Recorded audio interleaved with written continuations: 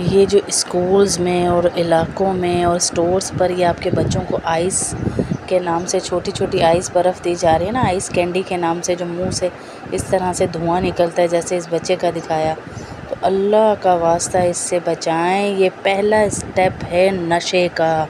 आपके बच्चों को नशे पर लगाया जा रहा है कि आइस नशा दिया जा रहा है, जिससे आपके बच्चे एडिक्ट हो जाएंगे, आदी हो जाएंगे और आपसे लड़ कर भी पैसे लेकर जाएंगे। 50 रुपये में आप अपने बच्चे के गुर्दे फेल कर रहे हैं, उसका हार्ट ख़त्म कर रहे हैं, उसके पित्ते को ख़त्म कर रहे हैं। उसकी सिर्फ थोड़ी सी खुशी कि मेरे मुंह से इस तरह से धुआं निकलना चाहिए। 50 रुपये का ये दे रहा है। जगह जगह हमने सुना है, स्कूल्स में भी सुना, सब जगह सुना। लाने वाले को भी नहीं पता, लेने वाले को भी, लेकिन आप अपने बच्चे को आदी बना रहे हैं। अल्लाह का वास्ता अपने बच्चों को इन चीज़ों से